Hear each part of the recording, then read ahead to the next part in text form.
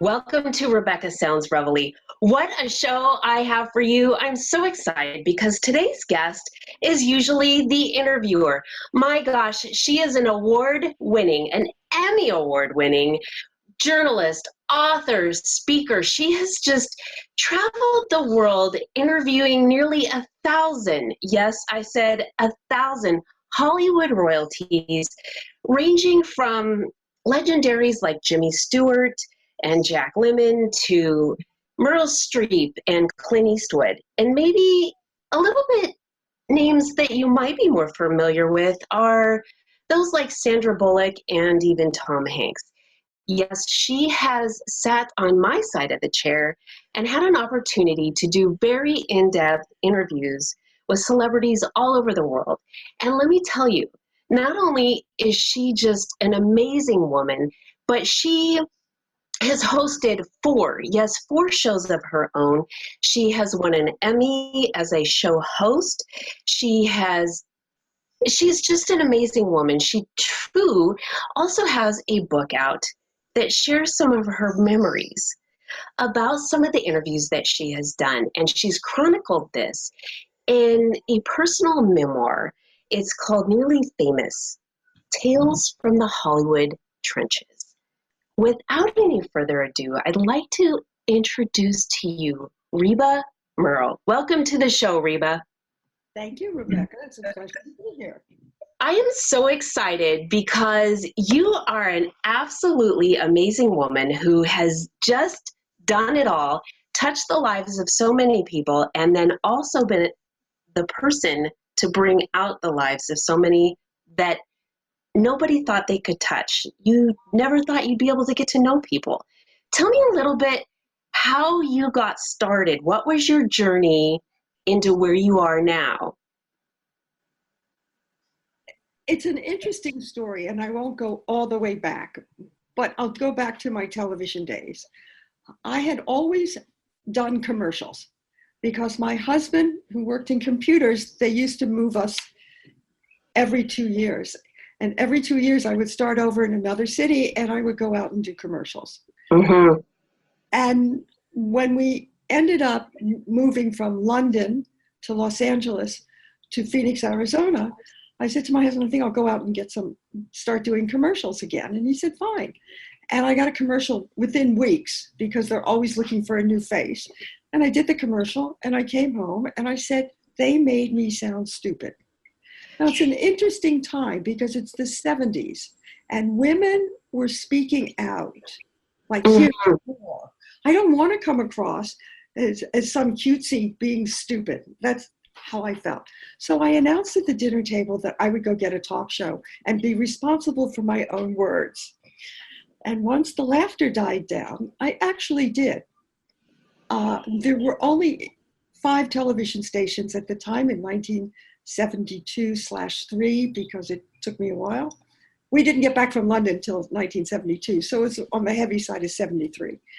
And every television general manager or program director that I met gave me all kinds of advice, and I decided to take it. But nobody wanted me. I was really surprised. So what did I do? I put together a program remember, Phoenix was a convention center, so it was easy to get speaking jobs for women's groups at conventions. Okay.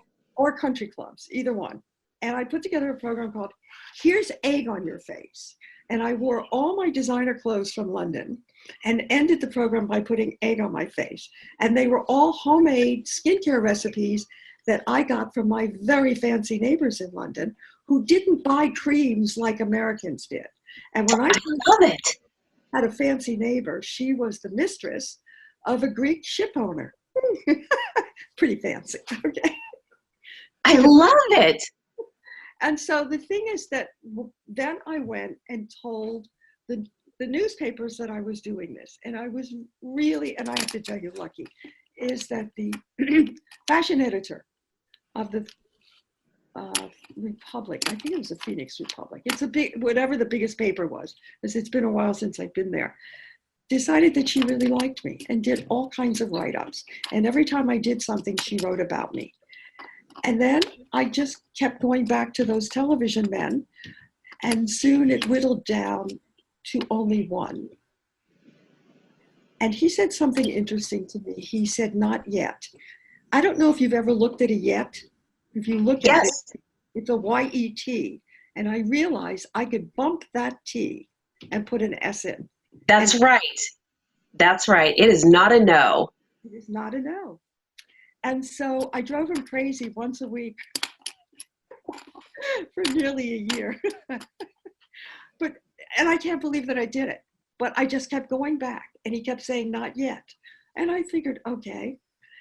And the truth of the matter is, I don't know this. What I tell you is what the truth is. The truth is the National Organization for Women were going to picket the station because they did not have one woman on the air in 1973. Now, he didn't tell me that. He said, I will hire you for 4 weeks, Okay. which he did. But he watched my first interview. I asked him, Mr. Burton Liddell, there are some men you remember. I asked him if I could do an interview on tape before the show started, which was not going to, it was about 2 weeks before the show was actually going to start, but the set was up, and he said yes. And I interviewed Francois Gillot. I will tell you who she is, or maybe I should just tell you my first question. I read her book, and she gave me all the answers. And I said to her, you have slept with two of the most famous men of the 20th century, and you're French. Are you good in the kitchen? And You did. I don't know if you're aware of how French women laugh, but it's very haughty. Of course not. The truth of the matter is, the two men, she was Pablo Picasso's mistress, and when I sat down with her, she was married to Jonas Salk from the polio vaccine. Oh, wow. This is amazing. After that interview, he hired me for 8 weeks. And the truth of the matter is, I stayed for nearly 3 years. And I learned how to do a talk show. I figured if I just had a clipboard, I could do it and asked incredible questions, because I always love to do research. And research has been my ally in everything I've done. But interestingly enough about Phoenix, one of the guests I had very early into the run of the show, which was called Reba, how clever of them. It was only on once a week, and I was being paid $25 for that show. Uh-huh. I was working on television. But one of the guests that came was Hugh Downs.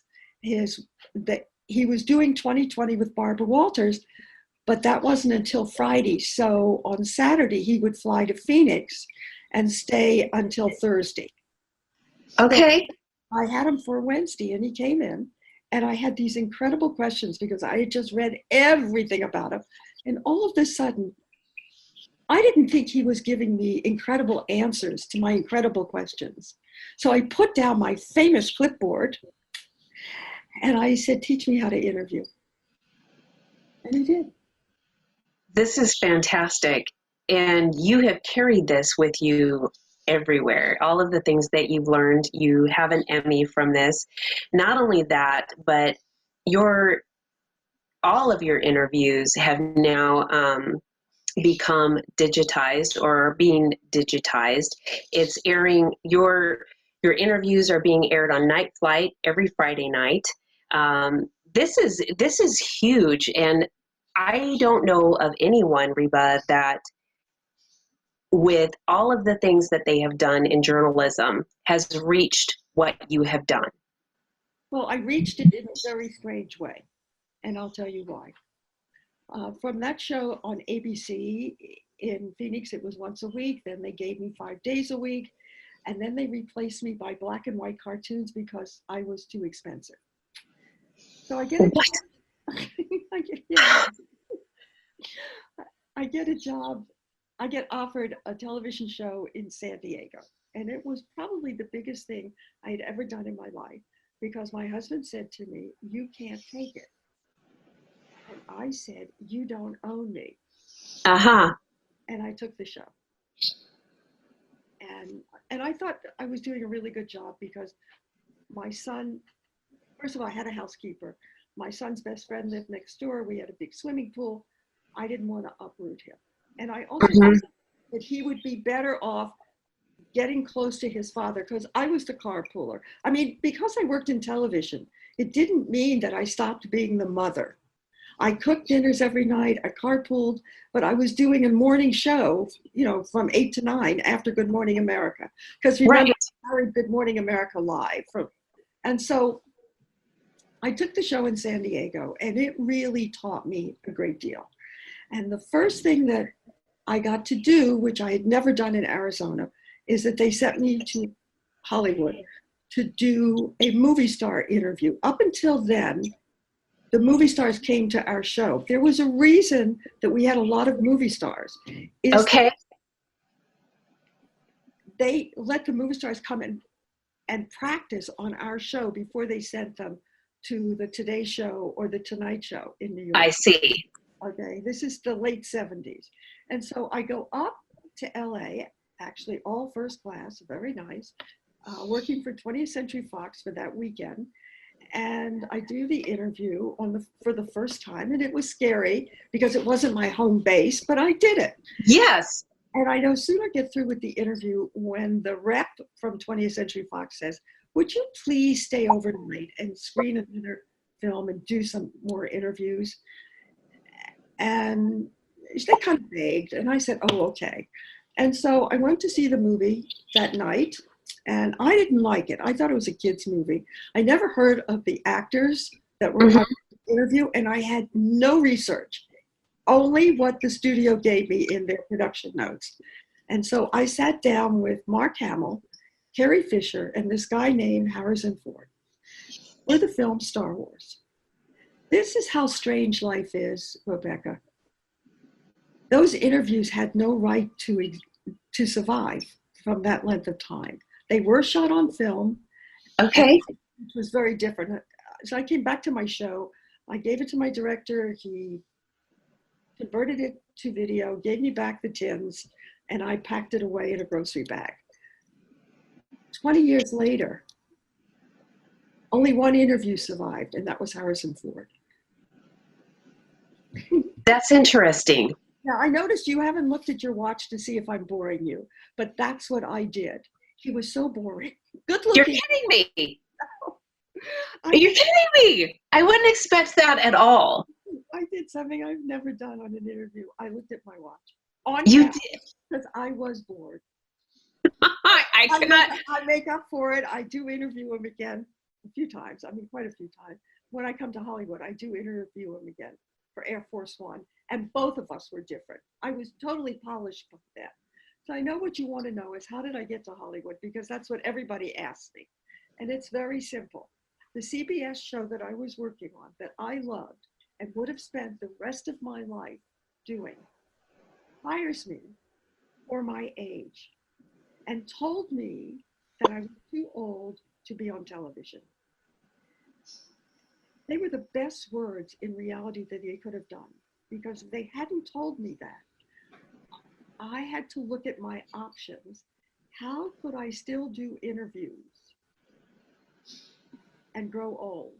And no one would know that I'm growing old. Well, Reba, I think this is during a time too when it was not with affirmative action the way it is now. No, there was. What? I'm going to tell. First of all, I really could have sued. I have to tell you that. But everybody that sues on a local station, they might win the first round. But I wasn't working for a simple television station. I was working for a group of television stations, and this happened to be just one that they owned. And what happens is that most of the women that had sued before me lost on appeal. And I decided I would become a blonde instead, had a little face work done, and started over.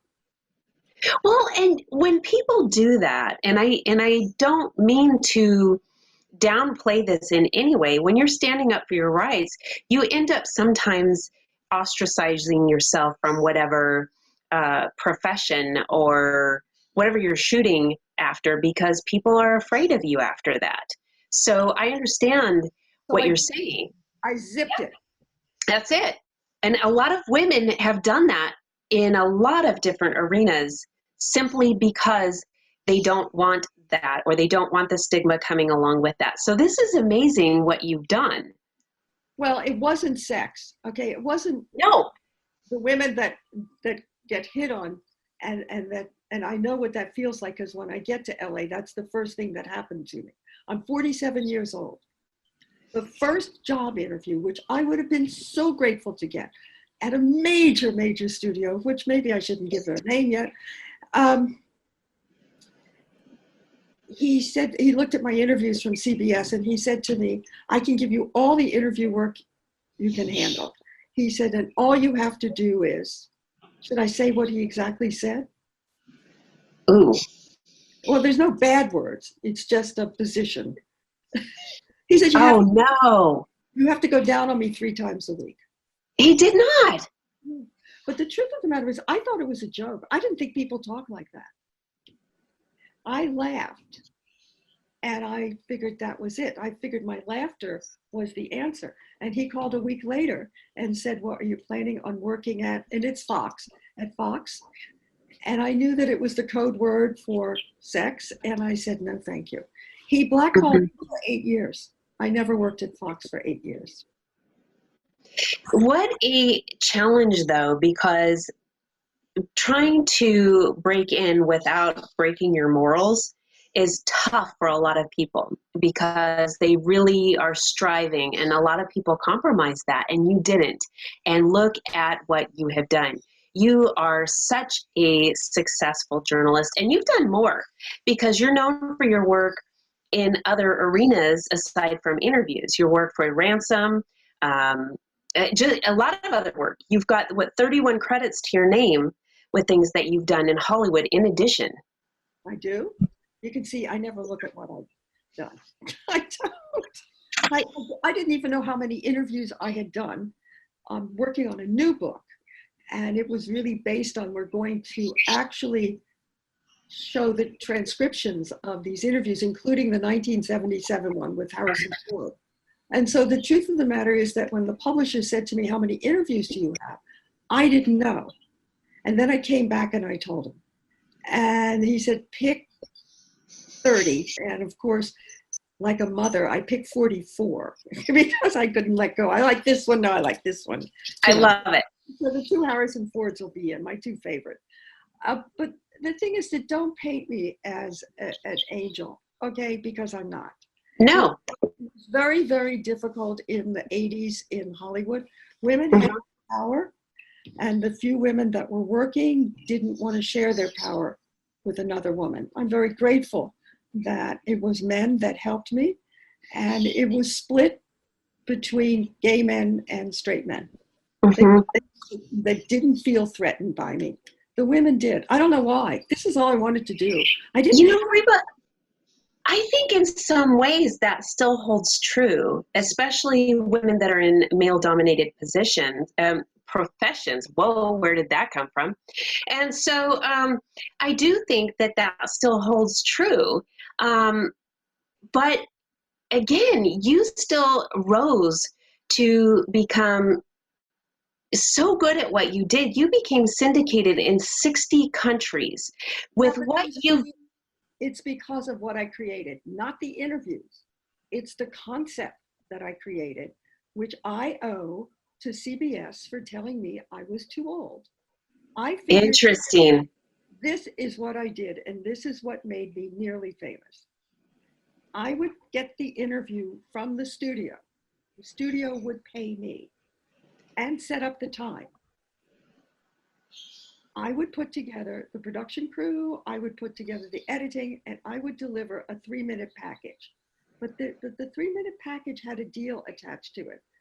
Okay. With American stations first, is that they had to front the interview, not cut themselves in. They had to say, recently, we caught up with Meryl Streep. Recently, we caught up with Harrison Ford, whatever the name was. I see. Okay. Their voice where mine was. They had to promote it. they would offer exclusivity, and in exchange, they had a guarantee that they would run this 3-minute package. No one had thought to do that.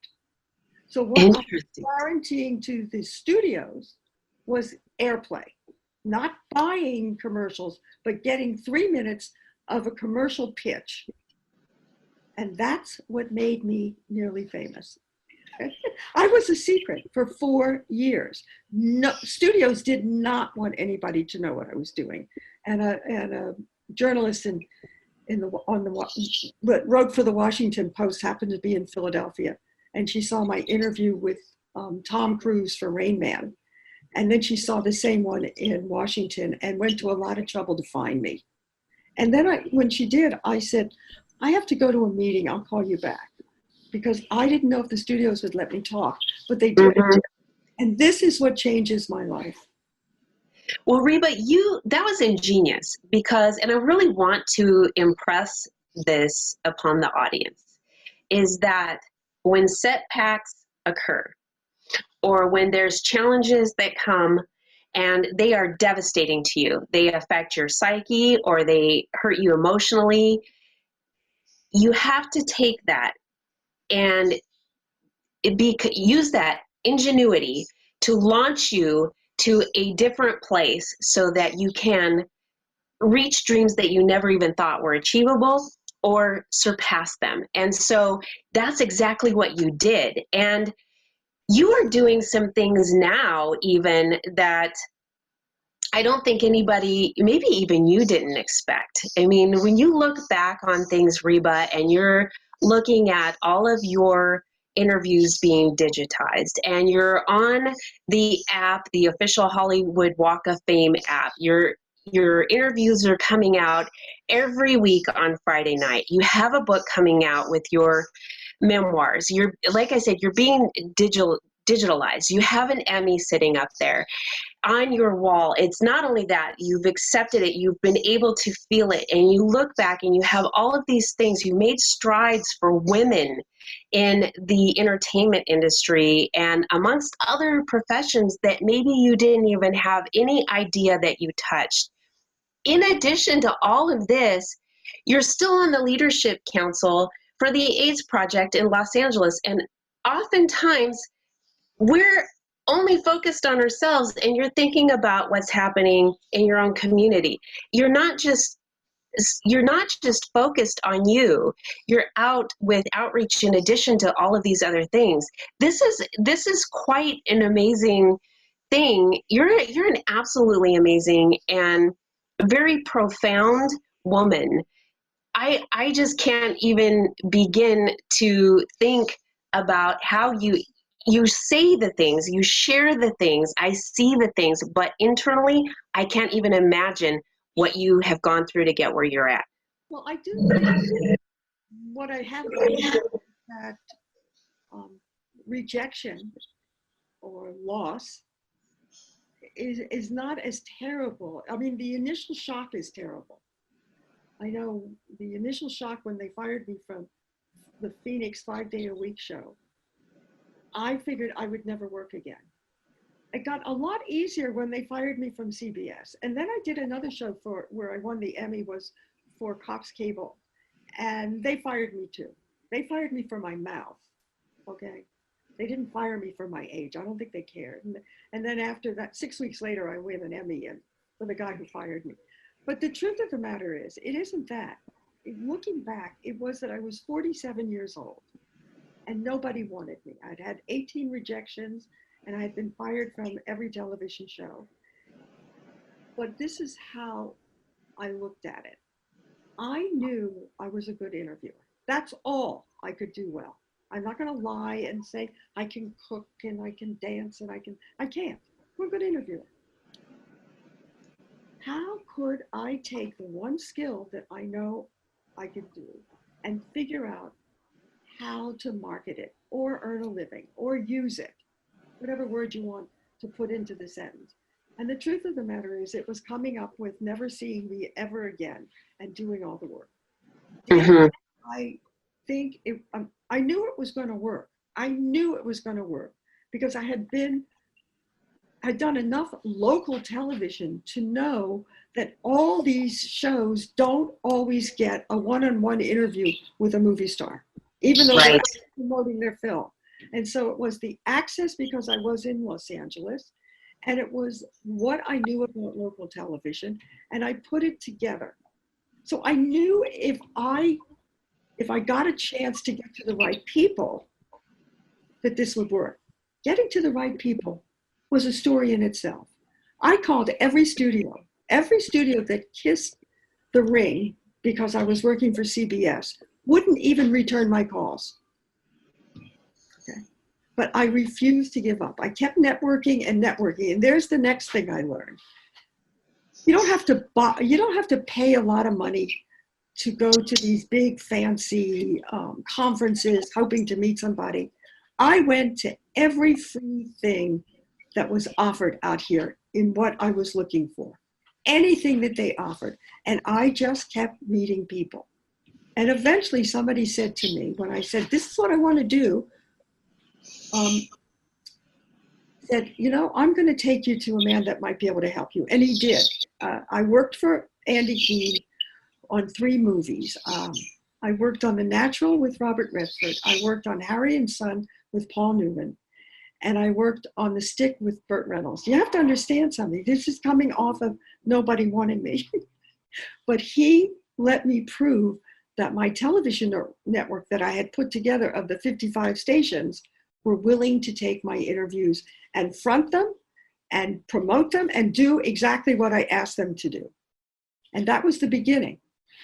And once I had something to show, then I went back to Universal. I never went to Universal. I actually got a meeting at Universal with a woman who did not feel threatened, because she had been on my television show on CBS in San Diego. And she said, you were very nice to me. And she gives me a movie. And I'm going to say this, and the rest was history. The minute she gave me a movie and said, you can't come back if you fail, I knew I wasn't going to fail. I had been waiting. And there's the third part that I learned. If you get the chance, you have to have 110% of you into that chance. Yes. Yes. That is so true. So let me ask you, from where you're sitting now, is it feel different to you compared to all of the interviews that you've done for all of these years? That's such a funny question. I don't have butterflies. I always had a little butterfly before I sat down with anybody. Well, I was going to say, or I was very dry, which is why I have something to drink on your nickel. I love it. It's just, it's freeing. I wanted women to know the story of that even though no one wants you, that shouldn't stop you. And being tenacious is not a bad word. It's a scary word. I have to admit that starting with Phoenix, that I kept going back to these men that didn't want me, but I practiced all the advice they gave me. Meaning I went out and did interviews on a tape recorder. And then if that person liked the interview, they would send me to somebody else so that I could show these general managers that I knew how to interview. Part of it was that I was nosy, curious, and I'm a woman. I mean, what can I say? I'm a woman. We like to talk. Well, that we do. We absolutely do. And I've got to tell you, I think that speaking of talking, part of that with our language has to do with reading. And I'd like to encourage all of the members of our audience to take a peek at the book that you will have coming out, Nearly Famous. No. This is the book that's out. This is out. The new book doesn't even have a title. But that's right. That is right. I apologize. That is right. This is the story of, I was left destitute with 2 babies from my first divorce. And then it is the story of how I end up in Hollywood. And then some of the interviews, they're not they're just my comments about the people I interviewed, the bad ones, the good ones. You know, yes. Do I tell the story about looking at my watch? Absolutely. I mean, that's what I do. But the new book, which I'm working on, has no Yes, title. that one I want to talk about too, because it's going to be out soon. I haven't finished it. No, but soon meaning not 10 years down the road and No, not 5 years down the road. It's going to be out soon. yes, I'm trying really hard. Though you were a great excuse because I decided, well, I have to put makeup on and get ready for this interview. I don't think I can write today. You know what? It's so funny because I love to write, and I will tell you there are times that I will make excuses or I just draw blanks, and I do the same thing. I have a book that I need to publish myself, and I have been kind of putting it on the back burner. But let this be something for both of us, Reba, that we need to get on it and get everything moving to make the next chapter, pun intended, moving on for us, because we have a lot to say. And I think the things that both of us have to share with people are going to definitely make an immense change for some, and definitely a lot of insight for others. And I want to thank you so much for being with me today. I want to make sure the audience knows where they can get a copy of Nearly Famous, Tales from Hollywood Trenches. Yes. Well, Hold that up real close to the camera for me, please. okay, you can get it on Amazon or an ebook. And for the people that are listening to your podcast, why don't you pick whoever writes in and asks for the book? I will send them an autographed copy of the book. So all they have to do is write you or email you. You get the bulk of it. Email you, we'll pick somebody, and they can have a copy of the book. Has pictures. I love it. I love it. I love it. This is exciting. And please make sure that you go to rebamerrill.com. There's a lot of information about her there, what she's got going on, the different places that you can find her work. If you Google her name, you're going to find her all over anyway. But there's a lot of information, lots of things to find out. And I want to, again, thank you, Reba, for being with me today, because you are an absolute inspiration. The things that you've done, the molds that you have broken for all of us, and the inspiration that you've given the audience today. Thank you. My pleasure. It was really my pleasure, Rebecca. And I'm so glad we met, even though we are meeting under this conditions. Likewise, and I'm thankful, yes, for technology, because otherwise it would take me probably forever to get to LA right now, and there'd be a delay, and here we are. So I absolutely love it. Thank you, thank you, thank you. And I want to thank all of you for tuning in to another episode of Rebecca Sounds Reveille.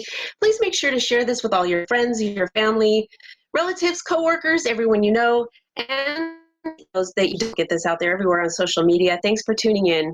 Again, Rebecca Sounds Reveille.